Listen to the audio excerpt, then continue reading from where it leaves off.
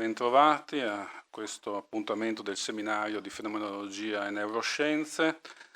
Per me è un vero piacere e onore essere qui con il professor Luigi Peressinotto, un'autorità nel campo nazionale e internazionale, maggior interprete di Wittgenstein, e direi che c'è anche un Peressinotto da scoprire sotto traccia, perché spesso professore molto amato, lo abbiamo amato tutti come studioso e per le sue splendide lezioni su Wittgenstein, ma c'è anche un Luigi Peressinotto da scoprire sotto traccia, perché io che lo conosco da tanti anni è anche un autore mimetico e quindi c'è un Luigi Peressinotto da scoprire, nel senso che c'è una filosofia di Luigi Peressinotto dietro a Wittgenstein.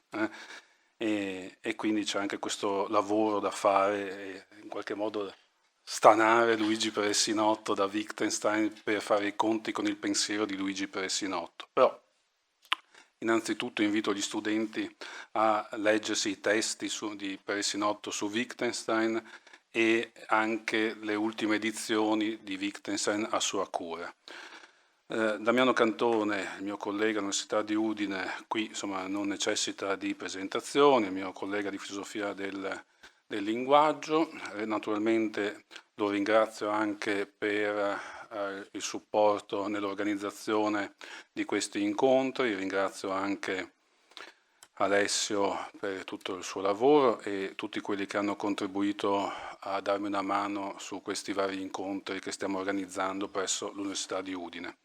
Allora, secondo la nostra scaletta, prima di dare la parola al professor Luigi Peressinotto, interviene il professor Damiano Cantone, poi il professor Luigi Peressinotto e poi cominciamo il seminario a discutere su questi temi. Prego, Damiano. Grazie Luca, sono molto contento di vedere un pubblico ormai affezionato a questo appuntamento con questo seminario organizzato dal corso in filosofia e trasformazione digitale dell'Università di Udine, e sono anche molto curioso di ascoltare quello che ha da raccontarci il professor Luigi Peressinotto sul tema della natura del linguaggio, che è un tema che a me personalmente affascina moltissimo, e soprattutto in una chiave wittgensteiniana. Allora, sappiamo che farò una breve introduzione, diciamo così, a perché per me questo tema è così interessante e così problematicamente stimolante. Sappiamo che non sono il primo, no? Nel senso che il tema della natura del linguaggio è sicuramente uno di quelli che tormentano i filosofi fin dalle origini greche della nostra disciplina, che tra parentesi sarebbe anche del tutto impossibile senza il linguaggio. E dunque, in una misura secondo me molto profonda, interrogarsi sulla natura del linguaggio è interrogarsi sulla natura della filosofia. E inoltre, quando parliamo di filosofia, parliamo di una pratica o di una forma del pensiero, ma dovremmo immediatamente aggiungere di una pratica e di una forma linguistica del pensiero. Effettivamente, quindi, interrogarsi sulla natura del linguaggio significa cercare di capire cosa significa pensare, che rapporto c'è tra pensiero e linguaggio.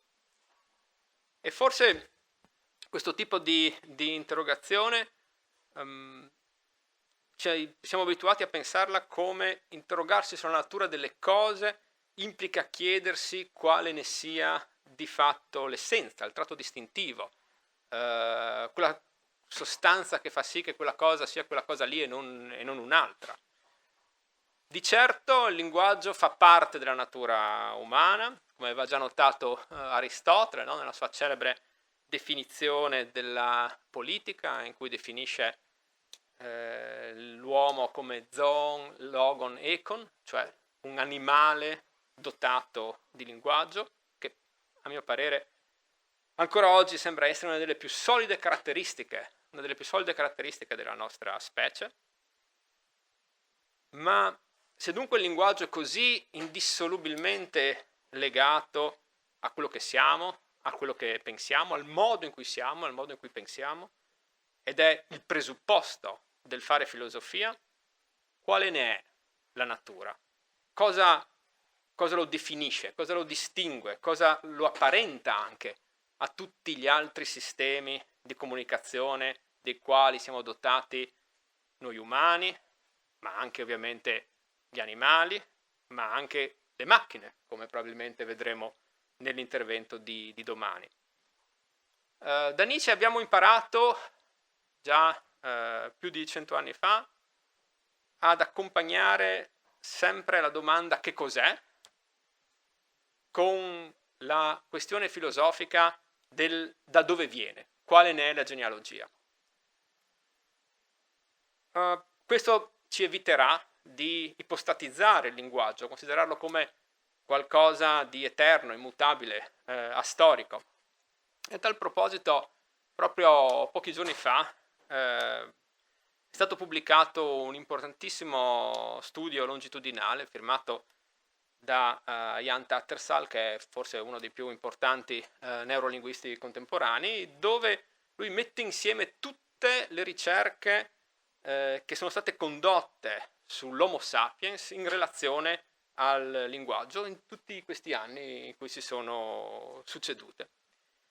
Qual era lo scopo di questo articolo, di questo lavoro? Era stabilire qual è la soglia massima della comparsa della capacità di elaborare il linguaggio. Attenzione, non del linguaggio, della capacità di elaborare il linguaggio, la soglia oltre la quale è impossibile andare indietro nella datazione della comparsa del linguaggio umano. Questa l'ipotesi di Tattersall è che non sia possibile andare più indietro di 130.000 anni fa.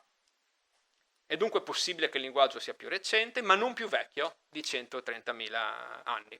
Ora, questo dato a mio parere è molto interessante se si tiene conto che da un punto di vista di teoria dell'evoluzione l'Homo sapiens ha circa 300.000 anni. Per darvi un po' un senso, per mettere nella giusta prospettiva questa cifra, che magari non vi dice granché, vi basti pensare che la specie Homo è comparsa sul pianeta circa 3 milioni di anni fa. Ci ha messo 1,5 milioni di anni per imparare a usare il fuoco e a cuocere i cibi. Bisognerà attendere almeno un altro 500.000 anni, un altro mezzo milione di anni, per poter utilizzare le prime armi in maniera efficace nella caccia a distanza e che hanno comportato appunto il miglioramento delle tecniche di lavorazione della pietra, ricavando lame estremamente raffinate e affilate, aumentando le possibilità di successo evolutivo nei confronti con altri animali e con altri gruppi umani. Ecco, il linguaggio appunto ha grosso modo 100.000 anni in questa scala, la scrittura 6.000, tanto per darvi un'idea delle proporzioni. Quindi sarebbe un errore cercare la natura del linguaggio semplicemente nella sua base genetica o neurale, perché essa ne rappresenta solo una parte e probabilmente nemmeno la parte più decisiva per determinare quali sono le condizioni materiali di possibilità del linguaggio. Certamente, come mette in mostra Leroi-Gourhan nel suo testo più noto, Il gesto alla parola, degli anni 60, il fatto che l'essere umano ha raggiunto un'andatura bipede, le conseguenti trasformazioni biologiche a cui è andato incontro nel ritmo della respirazione, nel posizionamento del cranio rispetto allo scheletro e le modificazioni del nostro apparato fonatorio, ecco, tutti questi elementi hanno permesso di raffinare la nostra capacità di fonazione e quindi di migliorare le abilità di vocalizzazione.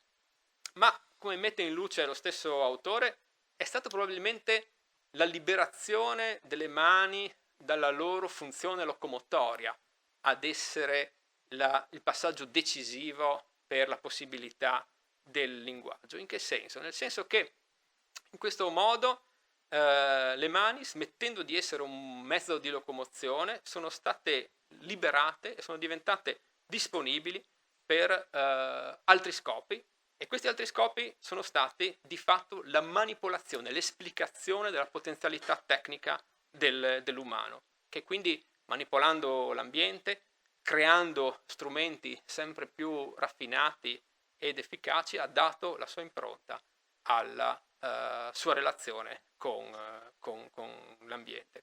Ora, anche il linguaggio ha una radice tecnologica, perché anch'esso ha contribuito in maniera importante al successo evolutivo dell'essere umano e in maniera forse ancora più importante, ancora più determinante, ha determinato la trasformazione dell'ambiente esterno nel quale l'uomo vive.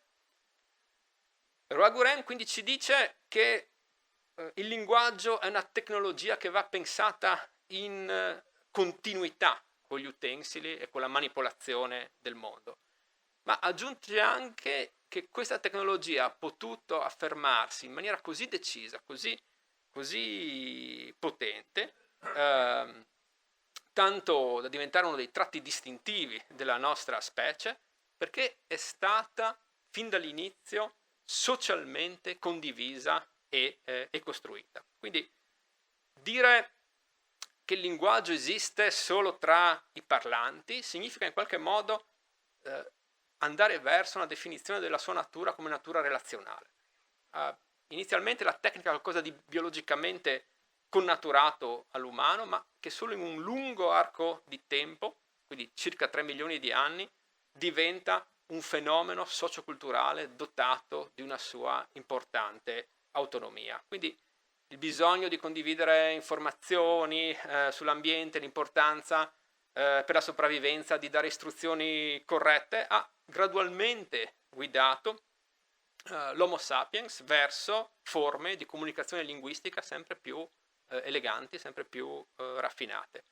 Certo ci sono ipotesi che mostrano come già prima di Homo sapiens fosse stata possibile delle prime forme rudimentali di linguaggio, per esempio state trovate delle sepolture dell'uomo di Neanderthal che indicano chiaramente una sviluppata capacità di simbolizzazione.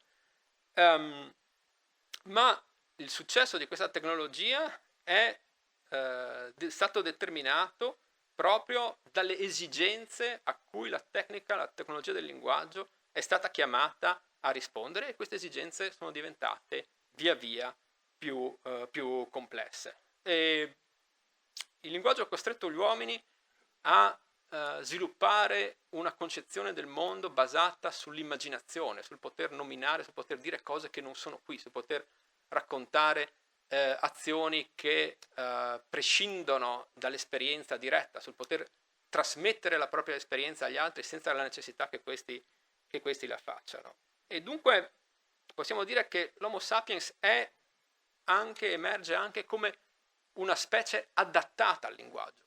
Cioè, dopo la prima fase in cui è stato importante costruire e l'affermazione di questa tecnica, ecco che poi l'uomo nasce in un ambiente che è già linguistico, cioè è un ambiente in cui l'uomo deve stare. Il linguaggio è la casa dell'uomo, come si potrebbe parafrasare Heidegger, cioè in qualche maniera è il luogo in cui siamo, l'ambiente nel quale nasciamo, ci muoviamo e ci formiamo, ed è in questo senso che credo che oggi sia ancora pienamente valido sostenere che il linguaggio ci definisce come specie. Cioè, a mio parere oggi il linguaggio ancora non si sa bene ancora per quanto, visto il progresso delle nuove tecnologie, ma ancora il linguaggio traccia i confini di senso all'interno del quale noi oggi ci muoviamo. E quindi sono per questo estremamente contento di ascoltare oggi cosa ha da raccontarci su questo tema, in questo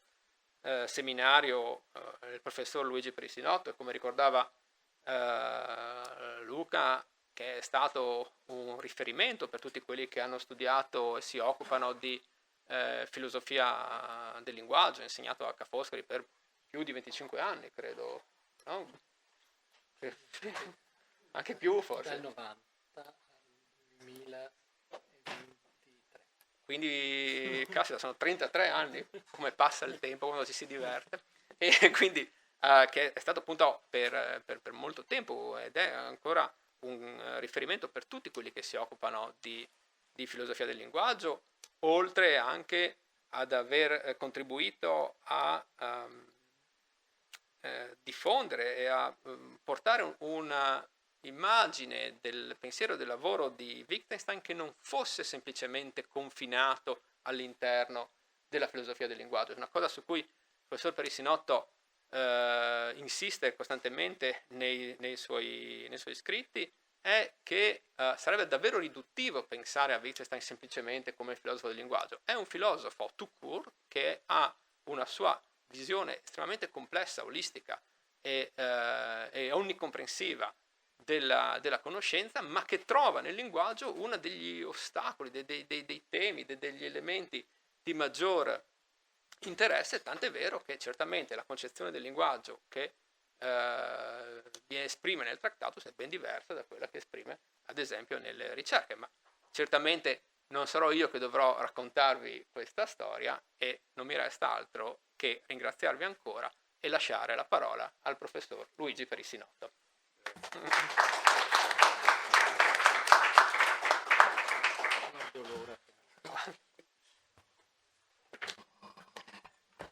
Sì, allora ringrazio innanzitutto dell'invito dell'amico Luca Taddio che conosco da moltissimi anni e che, come lui sa, stimo tantissimo per il suo lavoro filosofico e attorno anche alla filosofia, anche come narratore. Allora, entriamo subito sulla questione.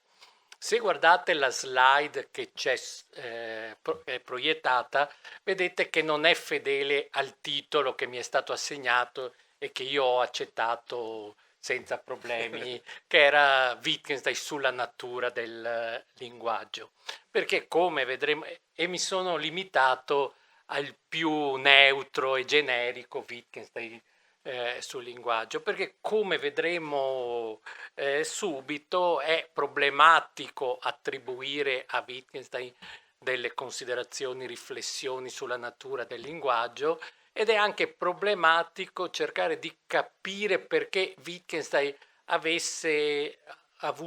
avuto questo interesse sistematico per il linguaggio. Quindi forse il titolo più esatto sarebbe Wittgenstein e il linguaggio, perché quello è il primo problema da mettere in luce, perché Wittgenstein ha avuto a che fare con il linguaggio. Se leggete molte storie della filosofia contemporanea, Wittgenstein è indicato come uno degli iniziatori, addirittura uno dei fondatori, promotori della cosiddetta svolta linguistica in filosofia. Ecco, certo, non c'è nulla di sbagliato in questo, ma a sua volta si tratta di chiedersi che cosa vuol dire per Wittgenstein questa svolta linguistica in filosofia, perché se tutto si riducesse a dire che il linguaggio è importante, è una cosa che i filosofi devono studiare, forse come diceva Dammit, studiare prima di ogni altra cosa, diremo qualcosa di vero, ma forse qualcosa di poco significativo.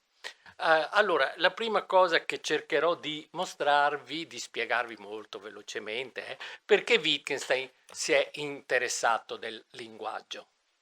Che cosa Wittgenstein stesso ha detto del suo interesse per il linguaggio.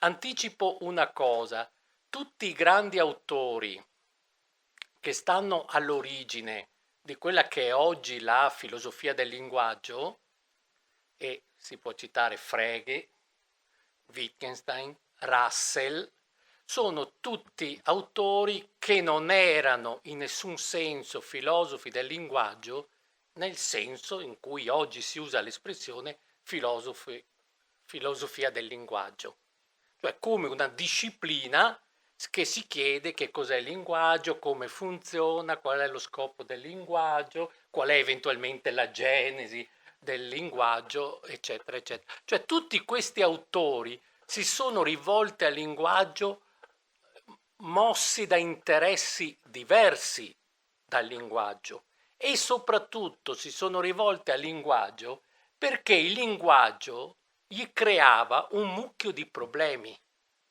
nella prefazione all'ideografia del 1879, Frege scrive che uno dei compiti principali della filosofia è lottare contro la tirannia del linguaggio sul pensiero.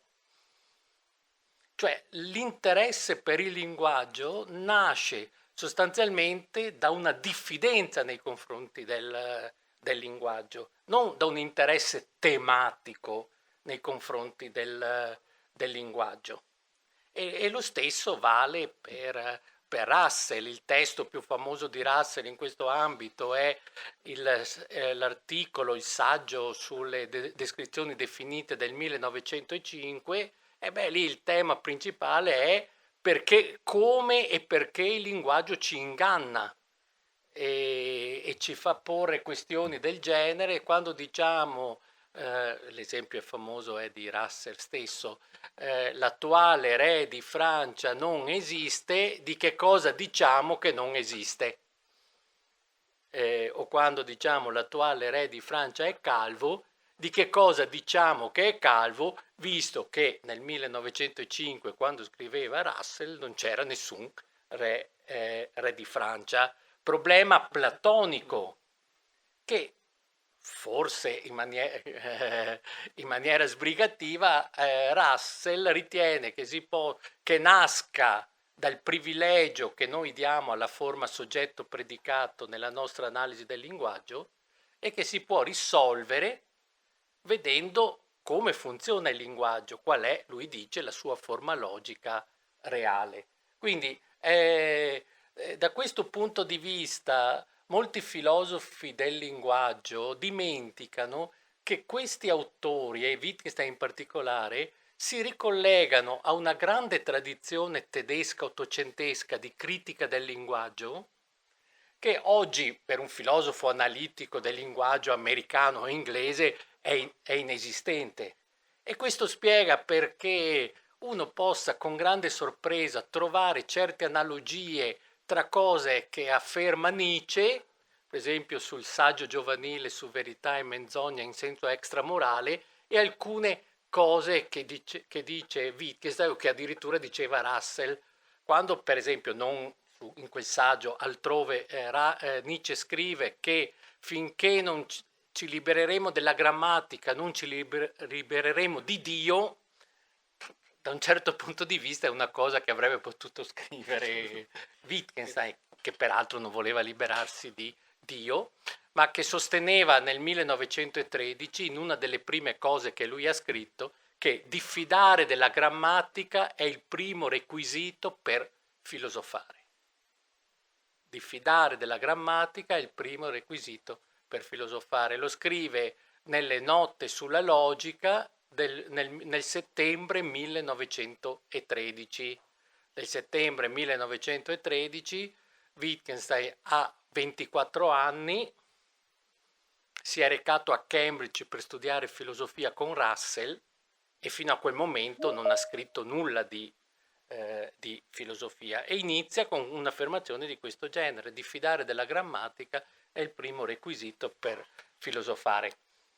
Allora, proviamo come primo se non capiamo un po' questo atteggiamento di Wittgenstein nei confronti del linguaggio, è poi anche difficile affrontare adeguatamente questioni come quella di domani, Wittgenstein, Turing e il linguaggio, perché se mettiamo a confronto due concezioni del linguaggio e vediamo se convergono o divergono, ci troviamo un po' di difficoltà, perché il compito di Wittgenstein non era darci una concezione del linguaggio, quindi bisogna venire a capo di questo, poi anche per fare i dovuti confronti e raffronti.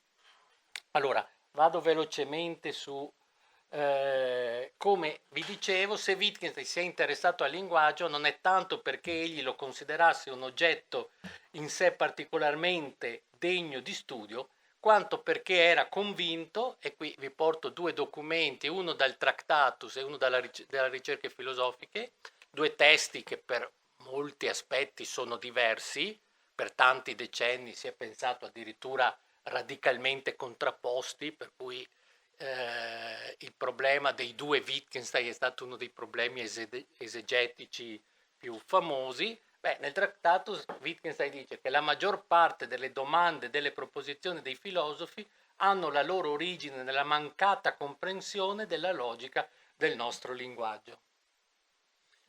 Qui siamo sostanzialmente nel 1918, anche se poi il trattato è stato pubblicato nel 22. Nelle ricerche filosofiche, paragrafo 111 della prima parte, scrive che i problemi filosofici sono problemi che sorgono per via di un fraintendimento delle nostre forme linguistiche. Quindi al centro ci sono i problemi filosofici, non è la considerazione del linguaggio, ci sono i problemi filosofici e alcuni di questi problemi sono problemi filosofici classicissimi da un certo punto di vista, non problemi legati a questioni novecentesche, freghiane, rasselliane. E andiamo avanti. Negli anni 30-33 Wittgenstein è ritornato alla filosofia dopo un lungo periodo in cui aveva fatto altro, perché dopo aver pubblicato il Tractatus Wittgenstein aveva pensato che tutto quello che poteva dare in filosofia lo aveva dato. Scrisse in una lettera a Ramsay: mi sento come un limone spremuto e non c'è più nulla da spremere. Nel 29 ritorna a Cambridge, ritorna alla filosofia e ottiene una borsa di studio e comincia delle lezioni, a tenere dei corsi di lezioni a Cambridge.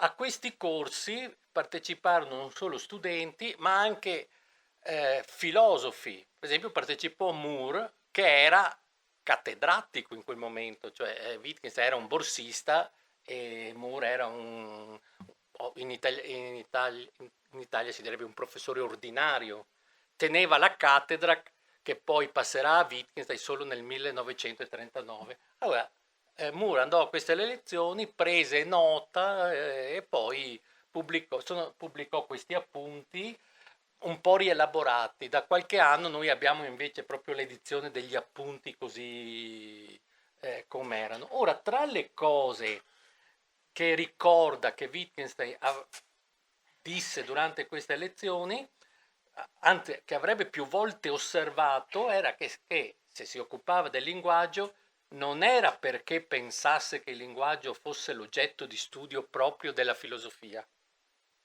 e questa sarebbe una formulazione della svolta linguistica, esatto. Il linguaggio come oggetto di studio proprio della filosofia, ma solo perché riteneva che certi particolari errori filosofici o confusioni del nostro modo di pensare fossero dovuti a false analogie suggerite dall'uso corrente di certe espressioni. Era per questo che egli da filosofo si limitava a discutere, ecco qui, unicamente quelle questioni linguistiche le quali, se non chiarite, avrebbero altrimenti condotto a quei particolari errori o confusioni. Quindi vedete, non sono io che sostengo che Wittgenstein non era un filosofo, non si riteneva un filosofo del linguaggio, ma un filosofo. Era lo stesso Wittgenstein. Non è solo esegesi wittgensteiniana questa, perché poi, come ripeto, determina il modo in cui si può mettere in relazione Wittgenstein con altre concezioni e con altri modi di affrontare la questione del linguaggio. E qui, tanto per chiudere questa parte, se Wittgenstein si è interessato al linguaggio è perché riteneva in sintonia con una lunga tradizione filosofica di lingua tedesca che tutta la filosofia, questo scrive nel Tractatus, è critica del linguaggio. E nelle ricerche filosofiche, vedete, qui riporto sempre un passo dal Tractatus, un passo dalle ricerche filosofiche per dimostrare che almeno su questa questione Wittgenstein non ha cambiato idea. Ha avuto sempre la stessa idea dall'inizio alla fine. Quello che è cambiato è forse la concezione del linguaggio, ma non la concezione del rapporto della filosofia con il linguaggio. La filosofia è una lotta contro l'ammagliamento, l'incantamento del nostro intelletto condotta con gli strumenti del nostro linguaggio. E questo è il paragrafo 109 della parte prima delle ricerche filosofiche. Ora, tutto questo crea un problema interpretativo notevolissimo. Vale a dire, uno potrebbe ragionare così. Cioè, è vero che Wittgenstein si interessava al linguaggio e soprattutto e solo ad alcune parti del linguaggio, ma per esempio non c'è nessuna riflessione di Wittgenstein su come funzionano gli avverbi. La teoria degli avverbi, non in linguistica, ma in filosofia del linguaggio, è stata oggetto dei modificatori avverbiali, è stata oggetto per decenni di un lunghissimo dibattito. C'è la teoria di Davidson, ci sono altre teorie. Se uno va a cercare in Wittgenstein qualcosa su come funzionano gli avverbi, non la trova, e forse sarebbe anche stupido andare a cercarla. Se uno si interessa della questione dell'eventuale origine, genesi del linguaggio, non trova assolutamente niente. Sì, forse trova alcune cose, ma forse vanno nella direzione che la questione della genesi è ininfluente per le questioni che lui affronta e così via. Cioè, un filosofo del linguaggio troverebbe e trova, è stato trovato, molti filosofi del linguaggio hanno reagito così a Wittgenstein, molte belle intuizioni, molti accenni interessantissimi, ma il lavoro duro e quotidiano e minuzioso del filosofo del linguaggio è ben altro, e su questo ha ragione. Però la prima obiezione è un'obiezione molto filosofica, è anche un'obiezione da studente, da matricola, la prima cosa che viene in mente è questa di dire, sì, va bene Wittgenstein, tu non vuoi fare una filosofia del linguaggio, eccetera, eccetera, ma se ritieni che il linguaggio sia così fuorviante, eccetera, eccetera, almeno devi presupporre una tua concezione del linguaggio. Quindi, se non ce la dici esplicitamente, però in qualche modo devi presupporla. E questo è considerato, tra l'altro, un'obiezione critica molto forte. In termini più eleganti, questo è espresso in questa maniera. Si dice: la pratica filosofica di Wittgenstein è in contraddizione e diversa dalla sua metafilosofia. Cioè la metafilosofia, metafilosofia vuol dire semplicemente la concezione della filosofia di Wittgenstein, è che la filosofia non costruisce teorie, non fa ipotesi sul funzionamento del linguaggio, eccetera, eccetera. La pratica filosofica consiste in realtà nel dire moltissime cose sul linguaggio, sul suo funzionamento, eccetera, eccetera.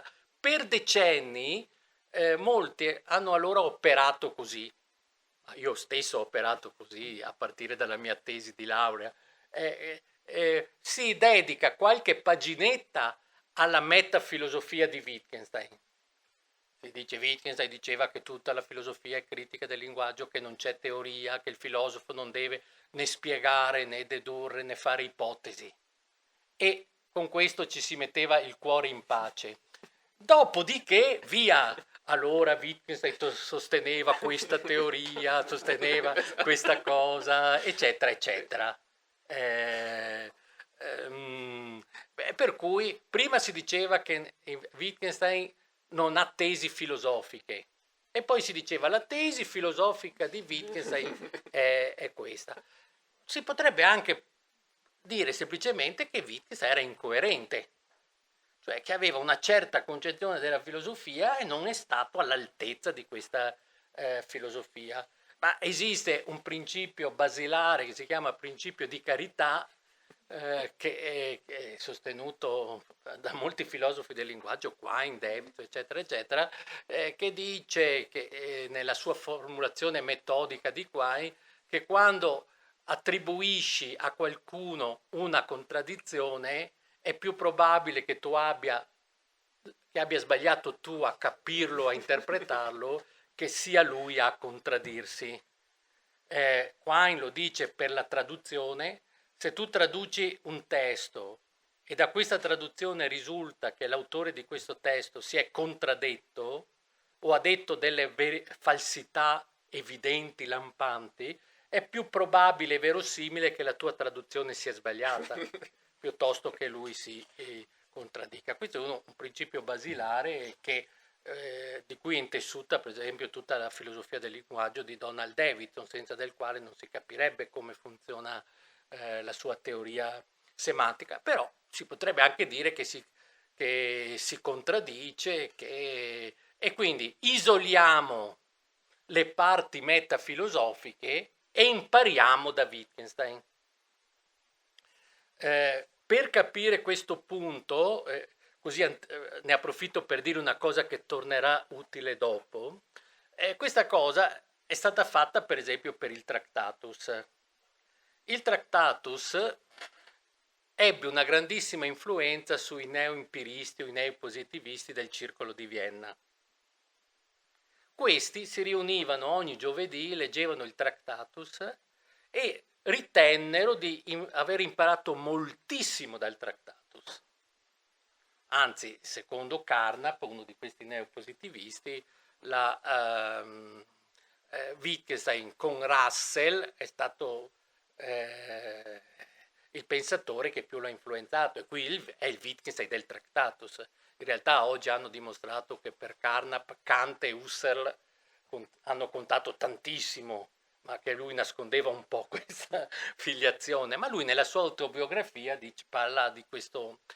Solo che cosa è successo ai neopositivisti? Che leggendo il Tractatus, a un certo punto arrivavano alla proposizione 6.54.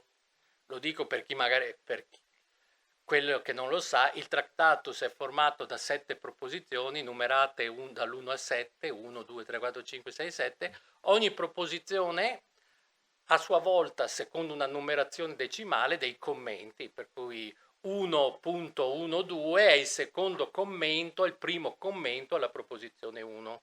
Quello che adesso si trova nei manuali di informatica, in queste cose qui, e Wittgenstein è stato uno dei primi a usarlo. Sembra che prima di lui sia stato Peirce, ma insomma poco importante. Solo la 7, l'ultima, non ha commenti. Le letture religiose del Tractatus hanno paragonato la settima al settimo giorno della creazione, per cui le altre 6 sono i 6 giorni della creazione, il settimo è il riposo. L'ultima è quella che io dicevo agli studenti quasi ormai da Baci Perugina, è la famosissima: su ciò di cui non si può parlare si deve tacere. Questa è la proposizione 7. Comunque la 6.54 dice questo. È metafilosofica, se volete, perché parla di quello che Wittgenstein ha fatto nel Tractatus. Dice: tutte le mie proposizioni illustrano o chiarificano così. Colui che le comprende, che mi comprende, le riconosce insensate se è salito per esse, su esse, oltre esse. Aperta parentesi, sono come una scala che va gettata via una volta che si è saliti. Queste proposizioni vanno superate, allora si vede rettamente il mondo. E quello che io, usando la traduzione italiana, ho chiamato proposizioni insensate, è in tedesco Unsinnig, che è il modo più forte di dire l'insensatezza. Cioè, voglio dire, proprio come dei suoni che non significano niente, è il nonsense inglese. Cosa hanno fatto i neopositivisti? Arrivati alla proposizione 654 e alcune attorno alla 654, hanno detto: beh, certo, Wittgenstein era un personaggio strano, curioso, anche un po' strambo e bizzarro, e questo appartiene alla sua personalità, tutte queste cose. Questo non ci impedisce di imparare un mucchio di cose dalle altre proposizioni. Quindi, vedete, di nuovo abbiamo un contrasto tra la metafilosofia, come Wittgenstein concepiva il filosofare, e la sua pratica filosofica, che appare una pratica teorica, cioè di costruzione di teorie.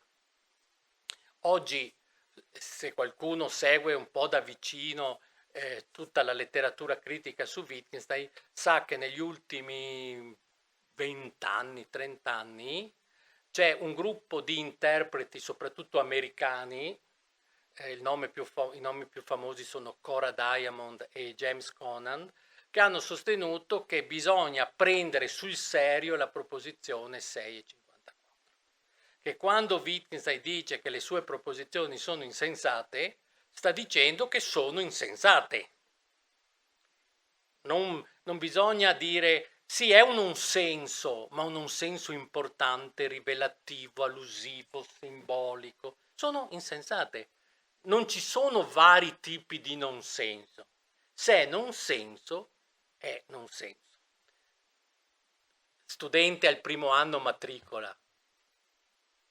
Ma anche la 6,54 è insensata? Cioè la proposizione che dice che tutte le mie proposizioni sono insensate è insensata? Allora questi studiosi hanno dovuto ricorrere a un escamotage. Hanno distinto tra il corpo del Tractatus, che è costituito da nonsensi, e quella che chiamano la cornice o il frame, che sono, a cui apparterebbe la proposizione 6,54, che conterrebbe non proposizioni, ma istruzioni per la lettura del libro. E voi sapete che un'istruzione non ha senso né chiedere se è vera o falsa, e quindi nemmeno chiedere se è sensata o insensata. Un'istruzione funziona se tu capisci. Se voi prendete il manuale della lavatrice e leggete per fare questo tipo di lavaggio metti il bottone, non vi chiedete è vero o falso, vi chiedete se questa operazione vi permette di mettere in moto la lavatrice. Ecco, quindi ci sarebbe il frame, la cornice costituita dalle istruzioni. Cosa è successo? Che all'inizio questa cornice era davvero la cornice, era la prefazione e il finale dell'opera.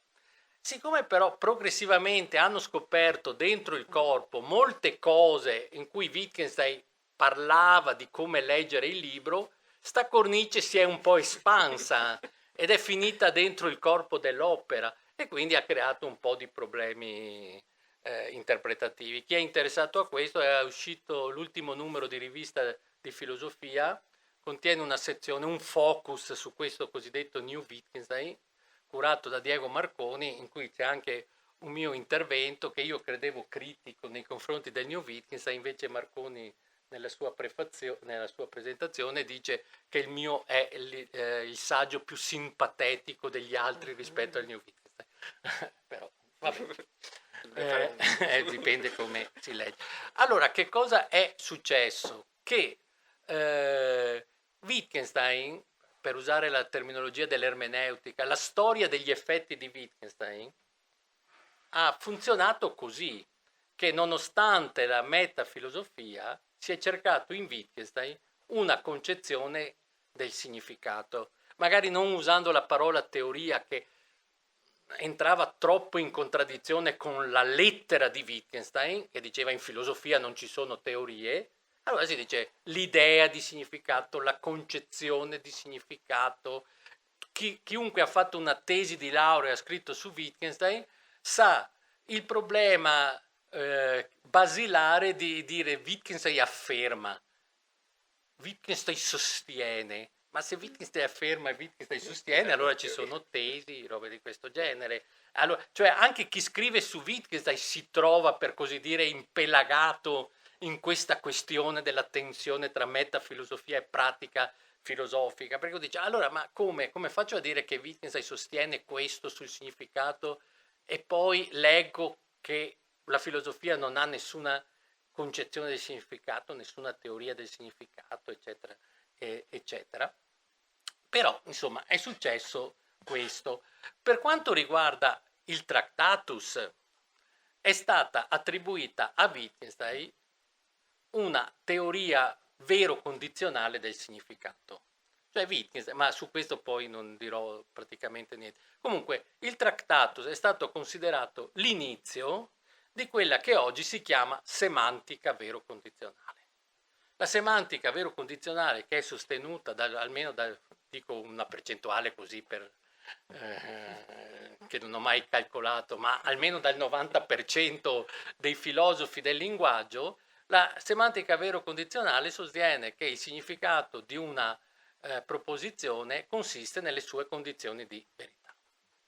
Questa è la semantica vero condizionale. A livello di teoria della comprensione, dice Wittgenstein nel Tractatus, comprendere una proposizione vuol dire sapere che cosa accade se essa è vera e che cosa accade se essa è falsa.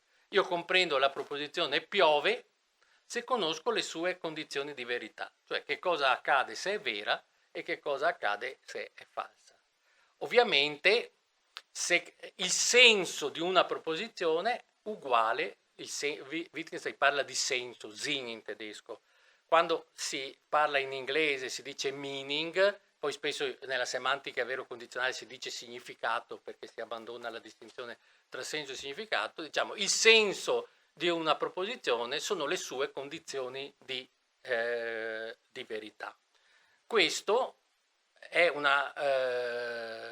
collegato ad altre tesi del Tractatus, per esempio quella della bipolarità, vale a dire una proposizione ha due soli valori di verità, il vero o il falso. Ma fate attenzione, forse voi conoscete il principio di bivalenza. Il principio di bivalenza dice che una proposizione ha due valori, il vero o il falso. Vedete che io ho usato, chissà, un po' di logica elementarissima, la disgiunzione o.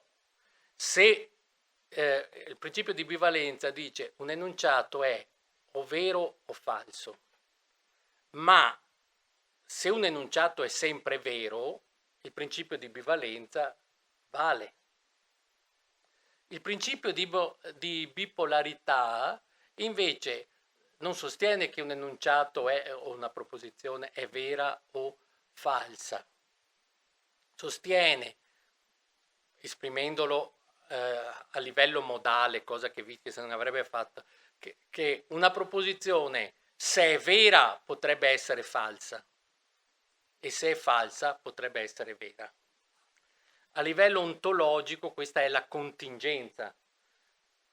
Un evento contingente è un evento che se accade avrebbe potuto non accadere e se non accade avrebbe potuto accadere. Per esempio, allora, piove o non piove non rispetta il principio di bipolarità, quindi non ha senso, perché piove o non piove per la logica è sempre vero.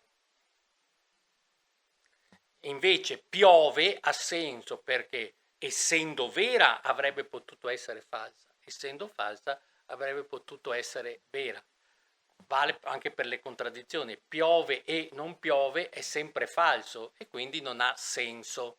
Fate attenzione, Wittgenstein dice usa non un sinnig insensato, ma usa sinnlos, cioè senza senso, privo di senso, noi di solito si traduce, e usa la parola senso quasi letteralmente.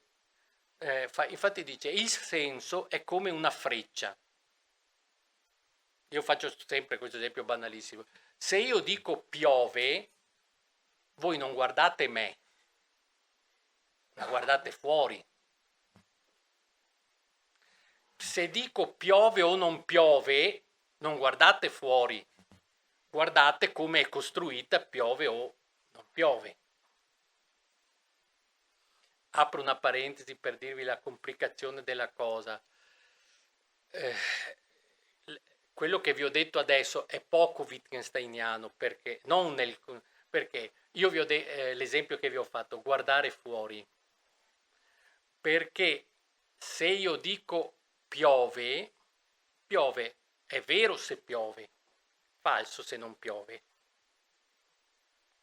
Ma se io dico adesso piove e voi mi dite è falso perché fuori non piove, io vi dico no, è vero perché a Singapore piove. Cioè piove in questa concezione non è dipendente dal contesto.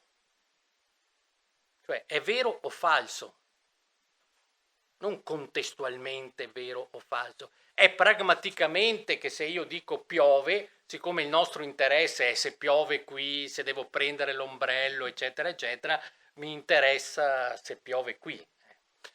Quelli che sostengono che piove questa concezione si chiamano minimalisti semantici, cioè quelli che sostengono che piove è vero, se piove è falso se non piove, ma è indifferente dove piove. Perché? Prendete piove. Dal punto di vista indicale, piove ci dice, essendo coniugato al presente, che piove ora. Ma non ci dice che piove qui. Dov'è questo qui? Non ci dice che piove qui. Ci dice l'unico elemento di indicalità è il presente, a meno che io non uso il presente in senso extratemporale quando dico 2 più 2 è 4. Allora quell'è non vuol dire ora, adesso, nel momento in cui calcolo, eccetera, eccetera. Questa era una distinzione che aveva già fatto Platone. Allora, diciamo che il Tractatus si è prestato, dimenticando la metafilosofia del Tractatus, a dare origine a quella che oggi è quasi la concezione standard del significato, cioè quella che si chiama semantica vero-condizionale, e che appartiene alla tradizione della logica classica, cioè ci sono due valori di verità, il vero e il falso, comprendere una proposizione vuol dire comprenderne le condizioni di verità, anche se non basta comprendere una proposizione per sapere se è vera o falsa. Comprendere una proposizione vuol dire sapere che cosa accade se è vera e che cosa accade se è falsa, ma non se è di fatto vera o falsa. Per sapere se di fatto è vera o falsa, la proposizione piove, devo andare a vedere se piove. Alcuni hanno collegato questo dicendo che nel trattato ci sarebbe una teoria corrispondentistica della verità. Non è necessario attribuire una teoria corrispondentistica della verità. Basta capire a livello intuitivo che piove è vero se e solo se piove. Mentre la teoria della corrispondenza produce un cortocircuito metafisico, perché vuol dire che cosa vuol dire corrisponde, tutte queste cose qua, che c'è in Wittgenstein, ma insomma lasciamolo da parte. Ma io mi concentro, visto anche il confronto che faremo con Turing, su le ricerche filosofiche. Allora, moltissimi hanno attribuito al Tractatus quella che è stata chiamata una teoria del significato alle ricerche, una teoria del significato come uso. E qui l'ho messa come domanda: c'è una teoria del significato come uso nel Tractatus? Beh, quelli che hanno attribuito a Wittgenstein una teoria del significato come uso non si sono riferiti non solo ai molti luoghi in cui Wittgenstein parla dell'uso, dopo vi farò qualche esempio, ma di solito si cita questa famosissima proposizione 43, sezione 43 delle ricerche filosofiche, in cui Wittgenstein dice: per una grande classe di casi di utilizzo della parola significato, anche se non per tutti i casi del suo utilizzo, si può spiegare questa parola così. Il significato di una parola è il suo uso nel linguaggio. Il significato di una parola è il suo uso nel linguaggio. Allora, voi domandatevi, vi pare una formulazione teorica questa? Cioè, vi pare qualcosa che contiene una teoria del significato come uso? Allora, notiamo innanzitutto che dice per una grande classe di casi di utilizzo della parola significato. Vuol dire che non per tutti i casi, ma di solito la generalità è una caratteristica di una teoria.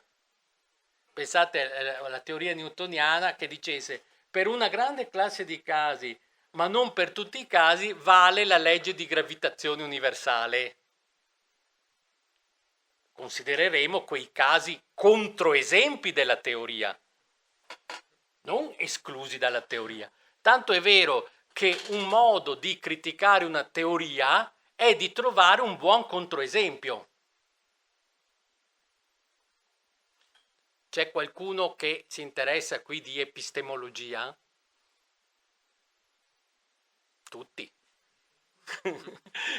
Beh, chi si interessa di epistemologia conosce il famoso articolo del 1963 di Gettier, nel quale Gettier discute la definizione classica di conoscenza, che sarebbe credenza vera giustificata, che risale al Teeteto di Platone, per cui dire S sa che P vuol dire S crede che P è vero e S ha buone giustificazioni per P. Paolo sa che piove, Paolo crede che piove e Paolo ha buone giustificazioni, ha buone ragioni per affermare che piove, ha guardato fuori dalla finestra, eccetera, eccetera. Che cosa fa Gettier? Gettier è la soddisfazione di ogni studente di filosofia, perché nel 1963 ha pubblicato un saggetto di 3 pagine, scritto solo per ottenere una borsa di studio, poi di che ha preso la borsa di studio, nella sua vita ha fatto ben poco, ha scritto poco altro, ed è diventato uno degli epistemologi più famosi al mondo, su cui hanno scritto centinaia, se non migliaia di articoli. Per cui io ho sempre pensato, perché scrivere la fenomenologia dello spirito di Hegel per diventare famoso? Scriviamo un saggetto alla Gettier o no? Vabbè, però la vita va diversamente. E quindi noi continuiamo a scrivere perché i ranking dell'università non accetterebbero oggi Gettier, sarebbe espulso dall'università. Che cosa fa Gettier? Dice, hai sostenuto che la teoria secondo cui la conoscenza è credenza vera e giustificata? Io ti presento dei controesempi. Ti presento dei casi in cui S crede che P è vero, P ha una giustificazione, S ha una giustificazione per P, ma quello non è un caso di conoscenza. Lui presenta alcuni controesempi e poi tutta la letteratura su questa cosa ne ha elaborato tantissimi altri controesempi a questa. E oggi è difficile sostenere allora che quella teoria, perché se quegli controesempi sono effettivi controesempi, la teoria va o integrata o migliorata, come hanno fatto alcuni, o abbandonata.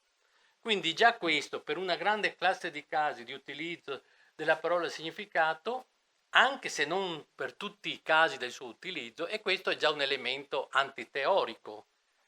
E quindi vuol dire che poi Wittgenstein non era così immediatamente in contraddizione con la sua metafilosofia. Il significato, si può spiegare questa parola, cioè la parola significato, così. Il significato di una parola è il suo uso nel linguaggio. E che vuol dire semplicemente questo.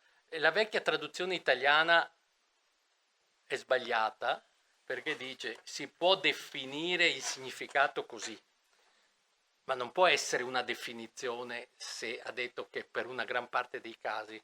Questa è la nuova traduzione che risana il punto. Vuol dire, se io ti chiedo il significato di una parola, com'è che tu rispondi a questa parola? Indicandone l'uso. Cioè non è che qui abbiamo fatto, cioè non è una profondissima scoperta, cioè è il richiamo al legame che c'è tra il significato di una parola e il suo uso in un linguaggio. Vi faccio l'esempio che faccio sempre, che è il più semplice e nello stesso tempo il più problematico, che è quello dei nomi propri. Io mi chiamo Luigi. Gran parte delle teorie dei nomi propri tradizionali e lo stesso Wittgenstein in fondo nel Tractatus, hanno sostenuto che il significato di un nome proprio è il portatore di quel nome. Quindi il significato di Luigi sono io. E questo sarebbe sostenuto dal fatto che il significato di un nome proprio spesso è spiegato indicando qualcosa. In realtà noi non diciamo che cosa significa Luigi, chiediamo chi è Luigi. E è in risposta alla domanda chi è Luigi che si indica Luigi. Se uno vi chiedesse qual è il significato di Luigi, pensereste forse all'etimologia della parola Luigi, non al significato di Luigi. Ma qual è l'osservazione che Wittgenstein fa sempre? Un nome proprio, che cos'è? È qualcosa che è usato come nome proprio.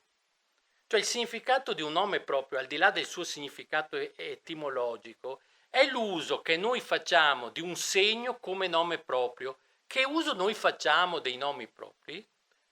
Per richiamare l'attenzione di qualcuno, per fare un elenco. In questa sala c'è Paolo, Luigi, eccetera, eccetera. Cioè il nome proprio non ha il suo significato nel portatore del nome, ma nell'uso, nella funzione che hanno i nomi propri.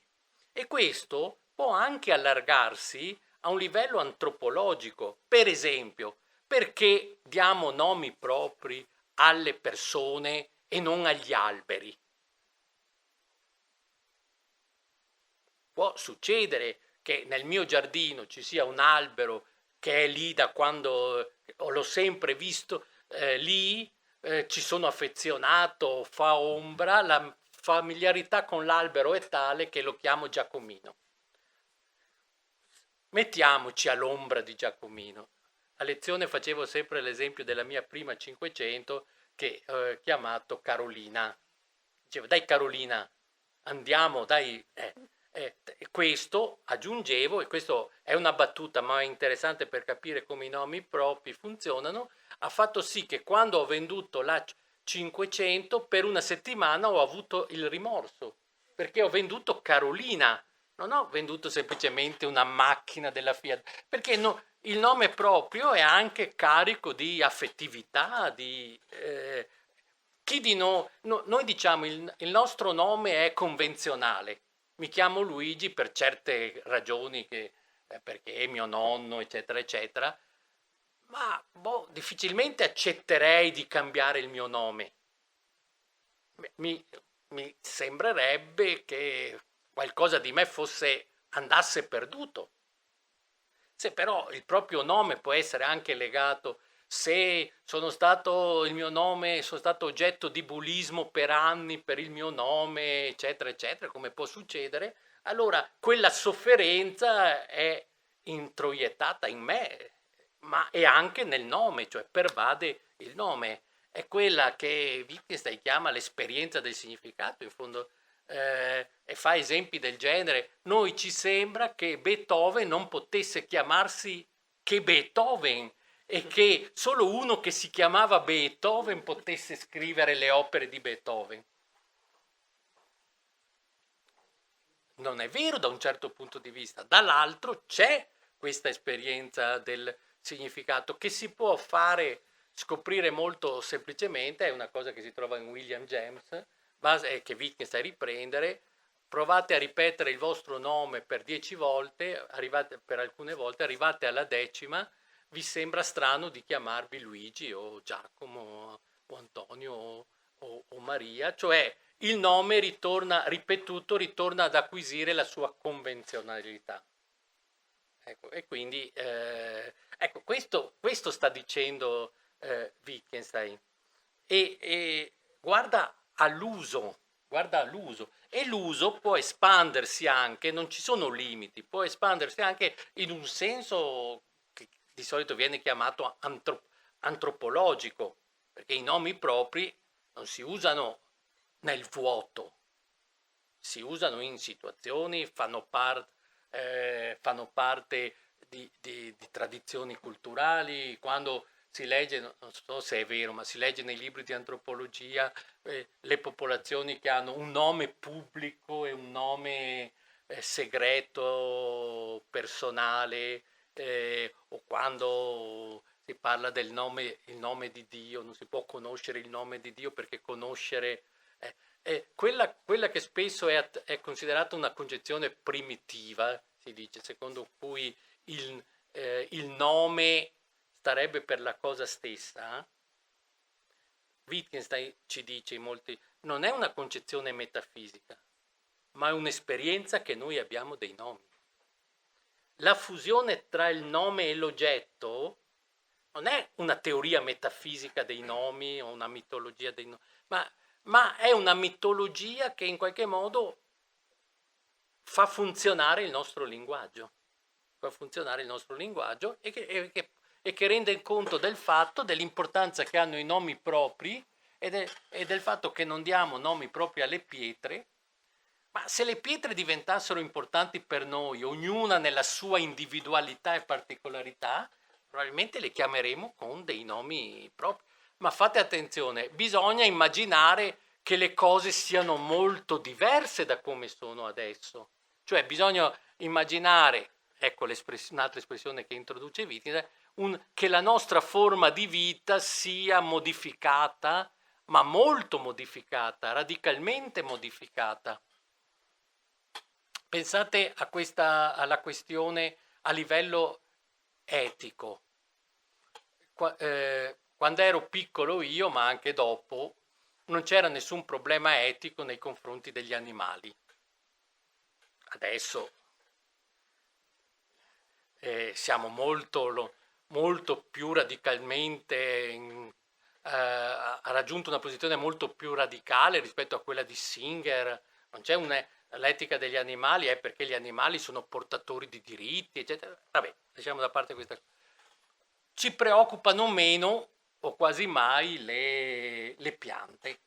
Io faccio una passeggiata in montagna con un bastoncino in mano, vedo un filo di erba, gli do un colpo col bastoncino e non sento nessuna... ma perché? Perché fa parte della nostra forma di vita, intessuta eticamente, anche questa distinzione, per cui il filo d'erba non è portatore di... Ma se fossi buddista, se la nostra sensibilità etica andasse in quella direzione, adesso che ci sono tutte le cose di Stefano Mancuso, di queste, sulla sensibilità delle piante, gli alberi che comunicano tra di loro, adesso cominciamo a vedere gli alberi diversamente. Io ho l'ossessione di chiamare gli alberi non alberi, ma quercia, faggio, eccetera, eccetera, che è già un segno di rispetto nei confronti dell'albero. Io l'ho sempre interpretato così. Un faggio ha diritto di essere chiamato faggio e non albero. No, davvero, è portatore di questo diritto, anche se la tassonomia è umana. E questo sarebbe un problema, perché lasciamo da parte. Beh, non escludo che un giorno il Faggio, che adesso chiamo Faggio, lo possa chiamare Giacomo, perché mi interesserà non come esempio di una specie vegetale, ma come quel faggio. E l'idea di tagliare a pezzi il faggio per alimentare il caminetto mi sembrerà altrettanto tragico eticamente che prendere una persona e mangiarla, una forma di cannibalismo vegetale. Fate attenzione, la posizione di Wittgenstein su queste cose è sempre del genere. Se tu mi chiedi è giusto o sbagliato che si arrivi a, cioè non è né giusto né sbagliato da un certo punto di vista, cioè noi partiamo dalla situazione in cui siamo, in cui facciamo certe distinzioni, usiamo i nomi propri in certe circostanze, non in altre e così via. Vabbè, questo era per dire che quando noi diciamo troviamo qui uso nel linguaggio, abbiamo due possibilità di lettura. Una lettura più ristretta e una lettura più ampia. La lettura più ristretta è in qualche modo dire che qui si sta parlando dell'uso linguistico e quindi dire il significato di una parola, il suo uso, che poi si trasforma subito, è nelle sue regole d'uso linguistiche. E questo è ben poco radicale e potrebbe essere sottoscritto da moltissimi, anzi potrebbe essere considerato il punto di partenza di una teoria del significato, non un punto d'arrivo di una teoria del significato. E qui pensate dal punto di vista metodologico, Wittgenstein dice guarda all'uso. E la domanda è a che cosa devo guardare per guardare all'uso? Anche qui c'è una visione più ristretta e una visione più ampia di cosa vuol dire guardare all'uso e quindi che significato ha Wittgenstein dice a un certo punto non pensare ma guarda, che è curioso detto da un filosofo, non pensare ma guarda, ma è uguale all'indicazione della fenomenologia di ritorna alle cose stesse, in cui qui pensare vuol dire non basarti su teorie a priori o preconcette sull'esperienza, ma guarda, quindi è in questo senso, è fenomenologico classico se volete e non ermeneutico, quindi la fenomenologia prima dell'ermeneutica. E quindi possiamo dare una visione ristretta, una visione ampia. Ma insomma, proviamo a vedere, possiamo attribuire una teoria del significato come uso. Abbiamo visto un segno per cui è difficile, questa per una grande classe di casi, ma non per tutti i casi. La seconda è, se io dico che il significato è l'uso e la considero come una teoria, qual è la vostra prima reazione? Spiegami che cos'è l'uso. Quello che io vi ho presentato come lettura ristretta e lettura invece più ampia non è concessa da una teoria, perché io devo stabilire che cos'è questo uso. Tenete conto che dietro la parola uso, per esempio alcune delle critiche più famose a questa storia qui, alla teoria del significato come uso, se c'è una teoria del significato come uso, è di dire, ma l'uso è un dato empirico. Lo stesso Turing, all'inizio del saggio del 50 sulle macchine calcolatrici e l'intelligenza, dice, quando ci chiediamo le macchine pensano, la domanda che verrebbe spontanea è che cosa intendi qui per macchina e che cosa intendi qui per pensare. sono proprio le primissime righe del saggio. E dopodiché aggiunge, ma non possiamo basarci sull'uso di queste parole, non solo perché gli usi possono essere diversi, ma perché non è che possiamo rivolgersi, dice, a Gallup per fare un'indagine statistica su come gli uomini usano o una certa società usa la parola macchina o la parola pensare. Ecco, queste poche righe che stanno all'origine del saggio del 50 su Mind di Turing è una delle critiche che sono state rivolte a questa roba qui. Dice, ma un filosofo che mi dice che il significato è l'uso, o che consiste nell'uso, trasforma la filosofia in linguistica empirica, o come dicevano a quel tempo in lessicografia, cioè vado a vedere l'uso, cioè a sto punto uno dovrebbe costruire un corpus per ogni parola, sapete, si costruisce un corpus di occorrenze, cosa che non fa la linguistica chomskiana ma che fanno molti linguisti, si costruisce un corpo di occorrenze della parola, quello che adesso si fa anche per l'intelligenza artificiale, insomma. E tutti gli usi possibili che sono stati fatti della parola sedia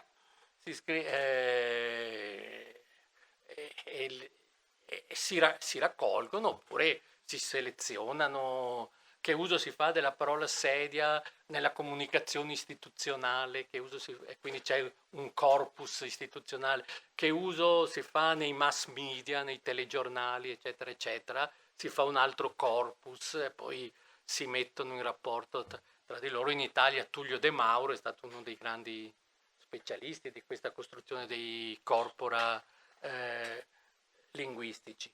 Allora, la seconda cosa è che se questa fosse una teoria, no, noi dovremmo, per così dire, non solo specificare che cosa si intende per uso, quindi quantomeno dire se uso vuol dire uso linguistico o uso in un senso più ampio. C'è il famoso esempio che fa Wittgenstein: io posso usare una parola, non mi ricordo che parola usiamo, la parola cane, per usarla come ornamento di un, si chiama quella che si attacca alle pareti? Poster. No, carta da parati. Carta da parati. Uso la parola che si ripete, quello è un uso della parola. Ma probabilmente quando noi parliamo di uso di una parola non intendiamo questo uso della parola. Ora, il problema è, qui avevo posto 3 domande: quali sono i casi di utilizzo della parola significato che non rientrano in quella grande classe di casi di cui qui si parla? Beh, ve l'ho già fatto implicitamente. Per esempio, il significato etimologico non ha a che fare con l'uso. Luigi significa valoroso in battaglia, ma voi potete chiamarmi Luigi e io vi risponderò, anche se voi non sapete che Luigi significa valoroso in battaglia, e anche se io non ho mai messo alla prova il mio valore in una battaglia nel senso proprio della parola. Questo tipo di cosa è stata applicata anche, per esempio, alla grande importanza che nella filosofia heideggeriana hanno le etimologie.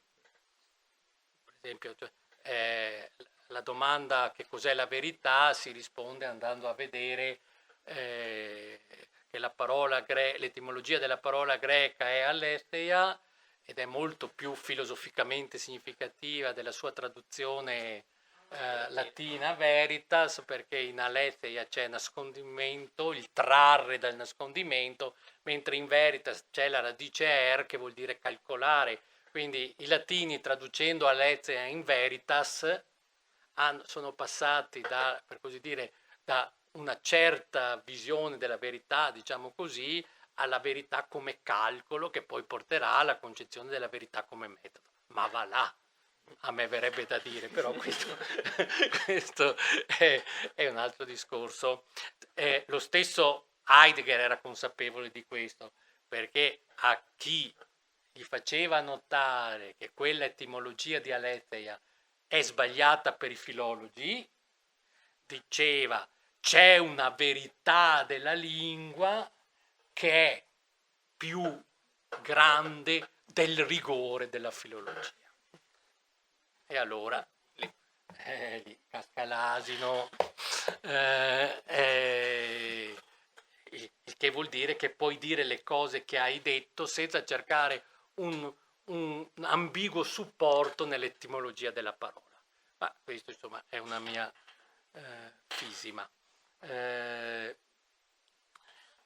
Quindi se non troviamo una teoria del significato come uso, come deve essere inteso questo appello all'uso? E qui lasciamo da parte. C'è un passo, questo è un appunto di una lezione, dalla lezione di psicologia filosofica che tenne l'anno prima di andare in pensione e di dimettersi dall'università Wittgenstein, lezione di psicologia filosofica. Una di queste lezioni abbiamo questo appunto, avrebbe detto questo Wittgenstein, avrebbe detto: ma che cos'è questo interesse per l'uso delle parole? Vedete quello che ci stiamo chiedendo, che cos'è questo interesse per l'uso delle parole? Non conosciamo l'uso delle parole? Cioè, oggi si tende a dire che la conoscenza linguistica è un conoscere come e non un conoscere che. Questo ha portato anche cambiamenti, per esempio a livello di didattica delle lingue.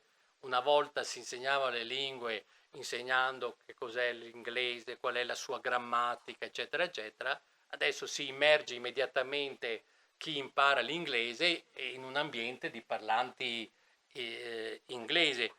Solo quelli che hanno studiato latino, chi ha fatto il liceo classico e ha studiato il latino e il greco, se non è fortunato o se non è particolarmente portato per le lingue, sa tutto magari della grammatica latina, della grammatica greca, ma non sa costruire una frase in greco o in latino, perché ha acquisito una conoscenza teorica, o come oggi si dice proposizionale, ma no, una abilità, una capacità a usare quella lingua.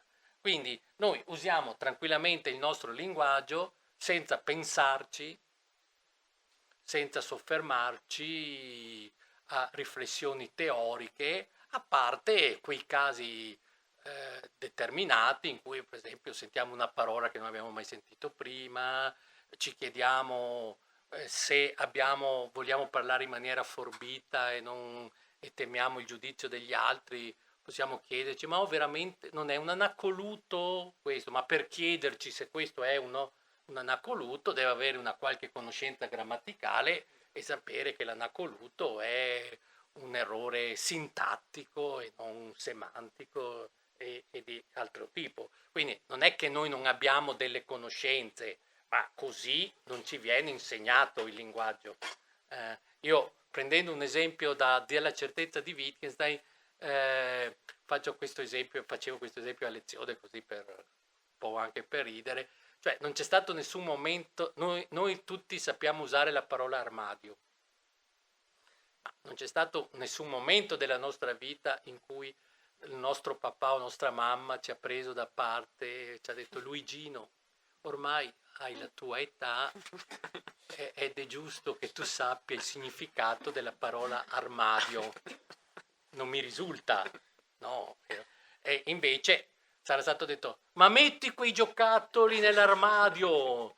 Oppure ho sentito i genitori che parlavano dicendo: bisogna cambiare l'armadio nella camera del nostro pargoletto perché ormai non contiene più le cose. Ma siete in grado di sapere il momento in cui avete imparato la parola armadio? Cioè avete imparato a parlare in italiano e un certo lessico che avete acquisito, mentre io mi ricordo invece il momento esatto in cui ho imparato il significato della parola utopico, perché ero in quinta ginnasio, 68, 69, rivoluzioni, tutti dicevano questo è un pensiero utopico, io non avevo il coraggio di chiedere che cosa significava utopico per non fare la figura del cretino, e a caso ho detto, ma papà, utopico, che cosa significa? E mio papà non solo mi ha spiegato che cosa significava utopico, ma mi ha addirittura spiegato la differenza tra dire utopico e utopistico. Ecco, per cui utopico era più positivo che utopistico. Vedo esattamente il momento di questa spiegazione, ma non quella di Armadio, di Albero e di tutte queste cose. Dice, quindi non conosciamo l'uso delle parole, certo che lo conosciamo, anche se non è una conoscenza proposizionale, ma una conoscenza pratica, un'abilità, una capacità, un conoscere come. E dice, sì, come conosciamo l'uso degli occhiali. Esempio sbagliatissimo, anche Wittgenstein sbagliava, ma questo è allo stesso tempo vero e falso, si corregge subito. Per intenderlo dobbiamo distinguere tra l'uso e la descrizione dell'uso. Noi conosciamo l'uso degli occhiali, ma non la descrizione del loro uso, il che vuol dire banalmente che se ho un paio di occhiali perché non ci vedo, vado da... ma non è necessario che io sappia come funziona, che abbia in possesso di una teoria ottica che possa spiegare perché le lenti permettono di vedere di più, di meno, eccetera, eccetera. Nel descrivere l'uso siamo fuorviati dai paradigmi. Benché la persona sappia fare un uso corretto ha dell'uso un'idea sbagliata. Come succede? Succede perché la descrizione dell'uso delle parole non è necessaria per imparare l'uso della parola. Questo è in qualche modo una delle risposte di Wittgenstein che vanno prese con le pinze, perché questo non è Wittgenstein che parla, è Wittgenstein che forse parla e sono gli appunti degli allievi. Siccome tutti e tre gli allievi che ci hanno lasciato gli appunti gli fanno dire più o meno questa cosa, possiamo dire che qualcosa di molto simile abbia detto. E questo ha portato molti interpreti di Wittgenstein a sostenere sia per il trattato sia per le ricerche filosofiche che il problema di Wittgenstein era quello di in qualche modo sostituire il predominio della conoscenza proposizionale in questi ambiti con il conoscere come. Questo sarebbe vero anche nel Tractatus, per cui in qualche modo il campo semantico di Wittgenstein sarebbe il campo dell'abilità, della capacità, del conoscere come. E questa sarebbe una mossa, si dice spesso, anti-intellettualistica, cioè in Wittgenstein ci sarebbe questo tentativo di deintellettualizzare, se si può dire così, la concezione del linguaggio.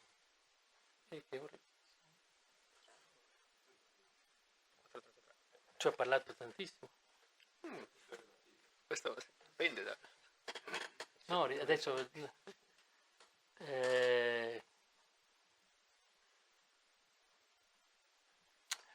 Ora, ci sono diverse conseguenze di questa posizione. La prima conseguenza è questa. Noi parliamo di linguaggio, diamo per scontato più o meno che sappiamo che cos'è un linguaggio. Parliamo, come fanno molti filosofi e come fa lo stesso Wittgenstein, del linguaggio comune. Ora, io vi sfiderei, non sto chiedendovi qual è la vostra teoria del linguaggio, perché non è necessario avere una teoria del linguaggio. Vi sfiderei però a rispondere a questa domanda. Ma avete mai incontrato il linguaggio voi?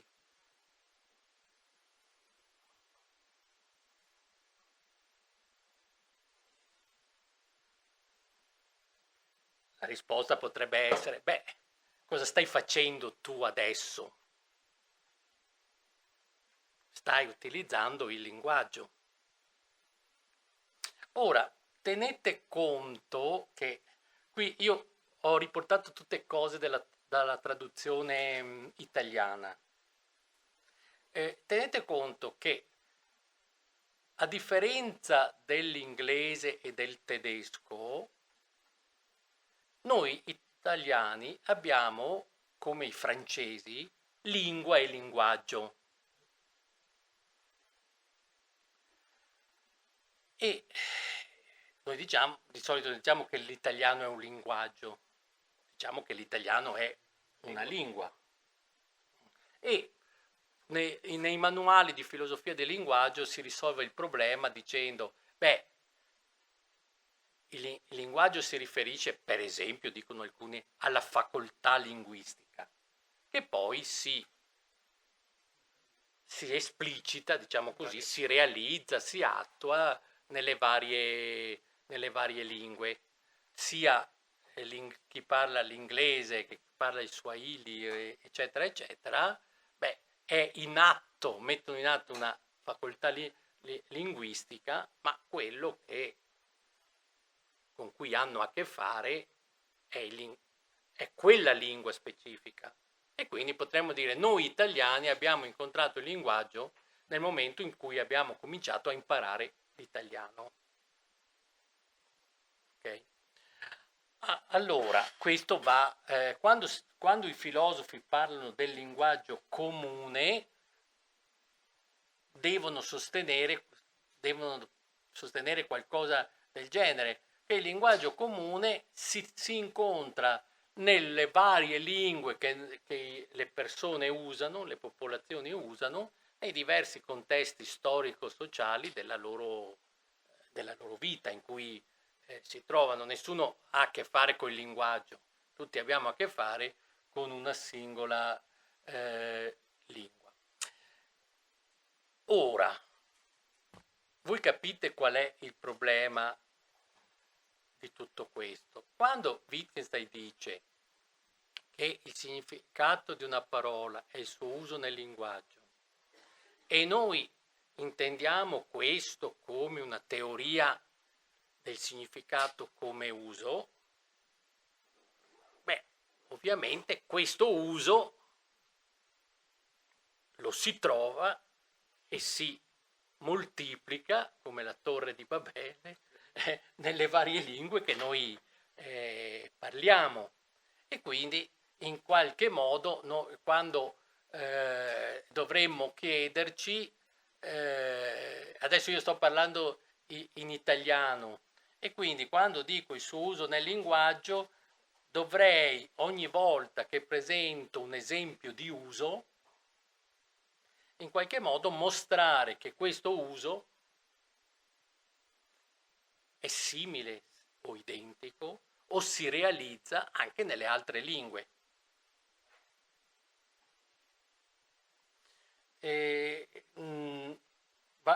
Allora, il problema è, in quanto filosofi, sembra che noi dobbiamo parlare del linguaggio in generale. Ma questo linguaggio in generale poi noi lo incontriamo nelle diverse lingue con cui abbiamo a che fare. Ora, sembrerebbe che una filosofia del linguaggio che si basa sulla teoria del significato come uso in questa maniera finisca in una specie di comparatistica tra le varie lingue, tra i vari usi, eccetera, eccetera. Ma non c'è nulla di questo in Wittgenstein. Questa è una terza indicazione, che qui non abbiamo una teoria del significato come uso, perché altrimenti Wittgenstein avrebbe dovuto preoccuparsi di questa questione, che è una questione che, per esempio, che ha ossessionato tutta la tradizione della filosofia del linguaggio tedesca, preromantica, romantica, von Humboldt, tutta tutta sta gente qua ancora, ehm, per esempio, in Verità e metodo di Gadamer, in cui si dice che la ermeneutica, più che con le singole lingue, ha a che fare con quello che lui chiama la linguisticità. Quindi, e quindi non è importante che uno parli una lingua rispetto a un'altra, ma che l'uomo è linguistico. Però anche questo crea un mucchio di problemi, non è facile uscire da qui. Non parliamo poi se cominciamo con comparazioni con lingue che non sono indoeuropee, che hanno altre radici, altre cose, eccetera, eccetera. Ora, Wittgenstein non si pone questo problema, ma si pone un altro tipo di problema. Perché? Perché è inutile che lo neghiamo, la tradizione a cui appartiene Wittgenstein è la tradizione logica che risale a Frege e a Russell. Ecco perché poi sarà possibile anche qualche confronto con Turing, con questa cosa, con i matematici. Perché? Perché il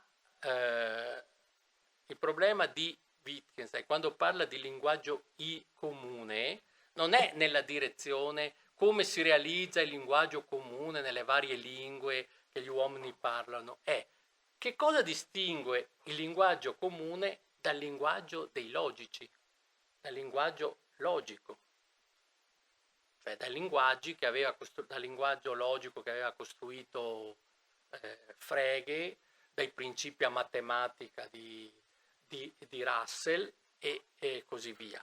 Perché il linguaggio ideale era stato inteso in due sensi.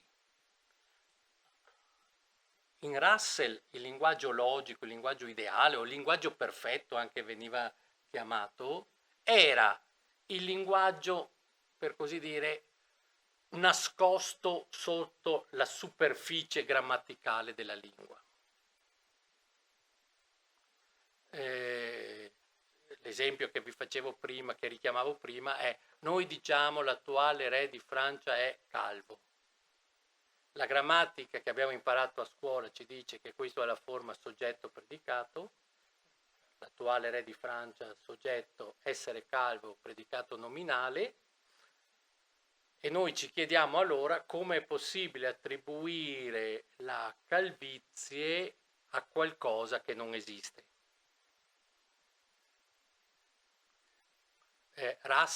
Frege aveva detto l'attuale re di Francia è calvo, allora non è né vero né falso.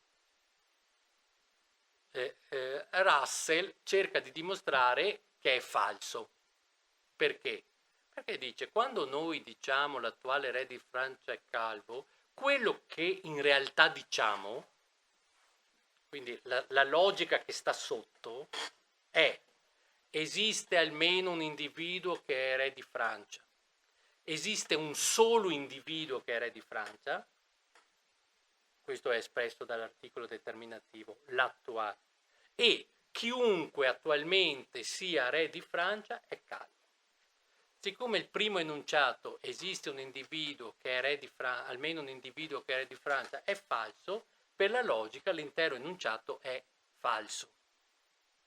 Ma vedete, l'attuale re di Francia perde la posizione di soggetto e quindi non ha nemmeno più senso chiedersi per che cosa sta l'attuale re di Francia. Quindi ho risolto un problema filosofico riconoscendo la logica sotterranea o profonda della lingua. Vi ricordate cosa diceva Wittgenstein nella prefazione al trattato? Prima slide. Gran parte dei problemi e delle questioni filosofiche nascono dal fatto che noi non comprendiamo la logica del nostro linguaggio. Fate attenzione, non nascono dal fatto che non siamo studiosi di logica. Nasce dal fatto che la forma esteriore del linguaggio ordinario nasconde quello che di fatto accade logicamente in quel linguaggio. Allora, non è per parlare una lingua che abbiamo bisogno della logica, è per dissolvere il problema filosofico che abbiamo bisogno della logica. Cioè, per dirla un po' banalmente, non è che Wittgenstein ci inviti a diventare tutti logici per parlare meglio la nostra lingua, ma se hai impulsi filosofici, se ti rompi la testa sulla questione come faccio a dire di qualcosa che non esiste, allora questo tuo romperti la testa, io te lo risolvo, per così dire. Addirittura Wittgenstein arriverà a parlare di trattare i problemi filosofici come se fossero malattie da guarire, ma adesso lasciamo a parte questa bruttissima metafora, attraverso una comprensione della logica. Fate attenzione, non devo diventare logico, lo sono, in un senso lo sono già. Se parlo un linguaggio, tutto è a posto. Se ho l'impulso filosofico, ho bisogno anche della logica come riflessione sulla logica del linguaggio. Questo è il punto. Ecco perché Wittgenstein può dire: tutte le proposizioni del nostro linguaggio comune sono realmente così come sono, in perfetto ordine logico. E nello stesso tempo dire che i problemi filosofici e le questioni filosofiche nascono dalla mancata comprensione del nostro linguaggio. C'è questo passo che Wittgenstein scriverà nel libro blu. Chi non è familiare con Wittgenstein, gli consiglio di leggere come prima cosa questo libro blu, che è una cosa che Wittgenstein ha dettato in inglese ai suoi allievi, quindi è una delle pochissime cose di Wittgenstein in inglese e anche un po' discorsive. E Wittgenstein dice: è errato dire che in filosofia noi consideriamo un linguaggio ideale contrapposto al nostro linguaggio comune. Ciò infatti dà l'impressione che pensiamo di poter migliorare il linguaggio comune. Ma il linguaggio comune è perfettamente in regola. Ogni volta che costruiamo linguaggi ideali è non per sostituirli al nostro linguaggio comune, ma solo per eliminare qualche difficoltà prodotta nella mente di qualcuno dal pensiero che egli sia impadronito dell'uso esatto di una parola comune.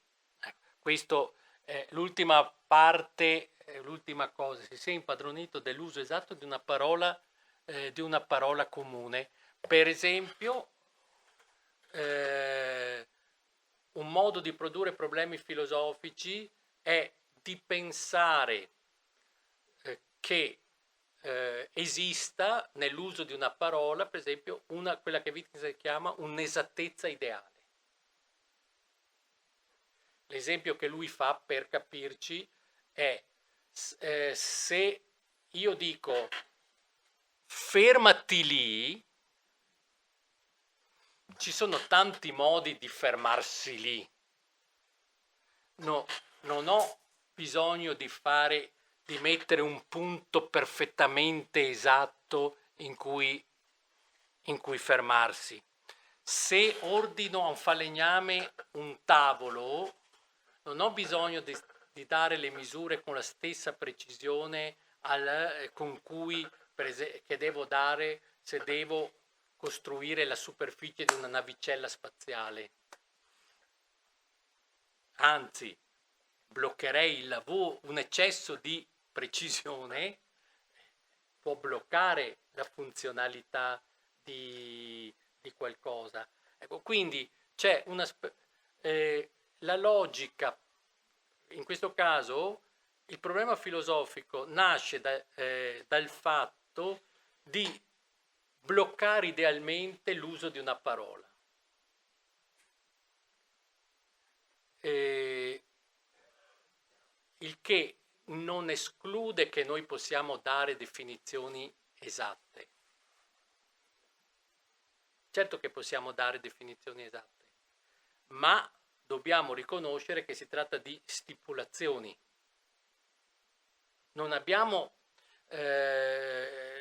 un'altra immagine che usa Wittgenstein è questa. certo che noi possiamo tracciare confini,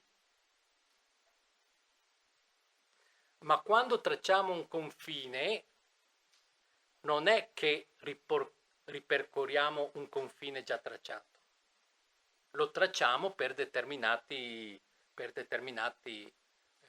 scopi.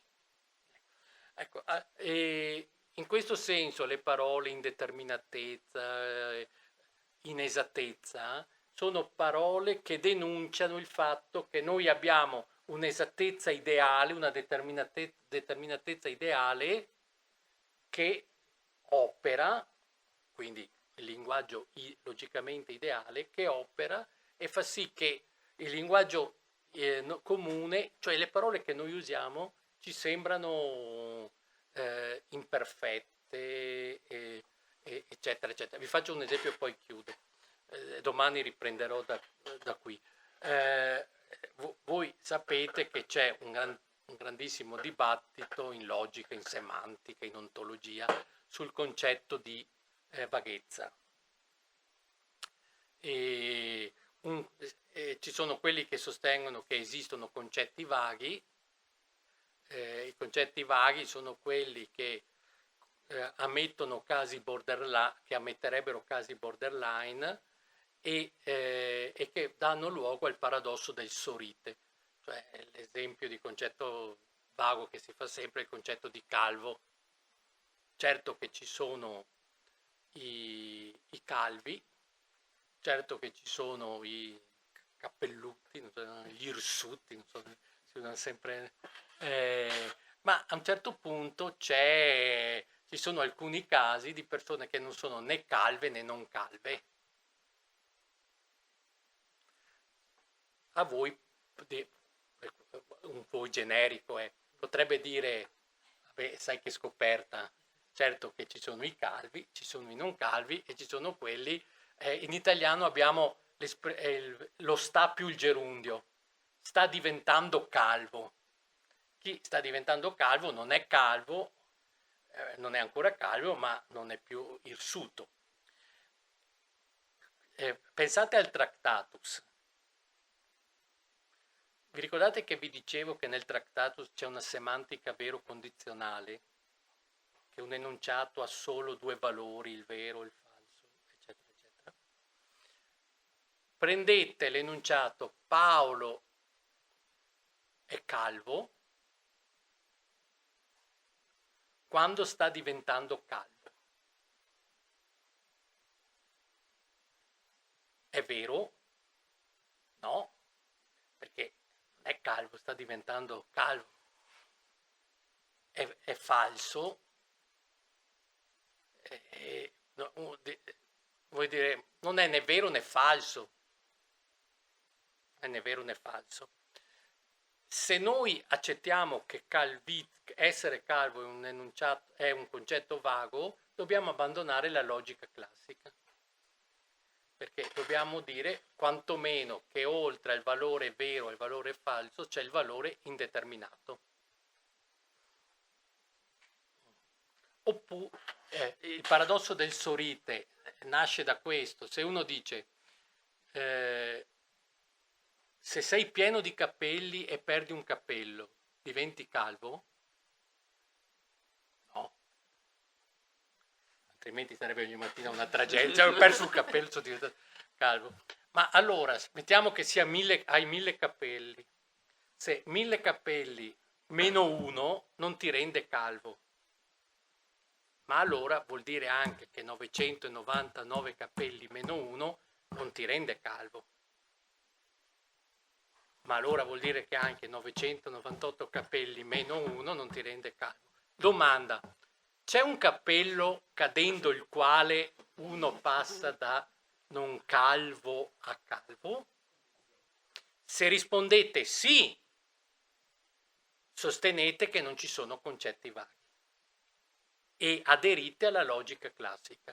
O si è calvi, o è vero che si è calvi, o è falso che si è calvi. Se rispondete no, non c'è un cappello, c'è un range, allora ritenete che il problema che che il concetto di calvite sia vago, ma per complicare le cose non basta dire che c'è un range, perché dove c'è un cappello cadendo il quale vi porta dentro il range in cui non siete né calvi né non calvi, allora sembra che ci sia passiamo a un secondo livello e tutti i problemi di questo genere che sembrano. Perché nasce questo tipo di problema? Come è nato questo tipo di problema? È nato dal fatto che la logica classica era così potente, basata sul principio di bivalenza, e che di fronte a, per esempio, al fatto linguistico che noi diciamo che uno sta diventando calvo, la logica, ecco qui il linguaggio ideale, portava a negare questo. Cioè, in fondo, dicendo che stai diventando calvo, stai manifestando solo la tua ignoranza. Questa si chiama vaghezza epistemica. Cioè, sei tu che non sai dove termina la non calvizie e inizia la calvizie, ma la realtà è perfettamente determinata. Questo è un esempio in qualche modo di privilegiare la logica col suo principio di bivalenza rispetto a quello che sembra un'esperienza comune, che noi diciamo, noi usiamo la parola calvo ammettendo dei casi in cui uno non è né calvo né non calvo. Siamo illogici, aderiamo a un'altra logica. Non è necessario dire questo secondo l'impostazione di Wittgenstein. Anzi, siamo più rigorosi quando diciamo sta diventando calvo che quando diciamo che uno è calvo o non calvo. Quindi certe volte si è rigorosi non essendolo secondo un ideale logico-metafisico di rigore.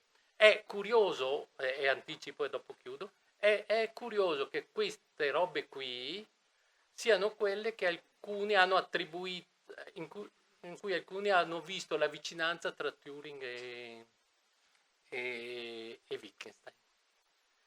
Cioè proprio, per esempio, una studiosa di Wittgenstein che ha scritto un mucchio di lavori su Wittgenstein Theory, che si chiama Juliet Floyd, che ha proprio valorizzato questi aspetti, parlando addirittura che in Wittgenstein Theory ci sarebbe in entrambi una svolta antropologica, nel senso che io dicevo prima, non che sono diventati antropologi culturali, ma nel senso in cui dicevo che l'uso, il contesto, eccetera, eccetera, va preso in considerazione. Ho detto molte meno cose, ma spero di avervi dato l'idea. Il succo di tutto questo discorso è forse si può imparare molto sul linguaggio da Wittgenstein, forse, non so, si può imparare molto sul linguaggio da Wittgenstein, ma lo scopo di Wittgenstein non era di costruire una teoria del linguaggio, del significato, ma in qualche modo fare i conti con i modi diversi con cui il linguaggio entra nella nostra vita, anche spesso spingendoci dentro la confusione e qualche volta il disorientamento. Ecco, disorientamento è una parola che Wittgenstein ama, il disorientamento della filosofia. Come dice nelle ricerche filosofiche, la forma del problema filosofico è non so come muovermi. Vecchia traduzione, non mi ci raccapezzo. Ieri che abbiamo presentato la traduzione abbiamo discusso se non mi raccappezzo è sentita come antiquata o no, e qui è presente qualcuno che ha detto che usa tutto il giorno non mi ci raccappezzo. Vabbè, finito.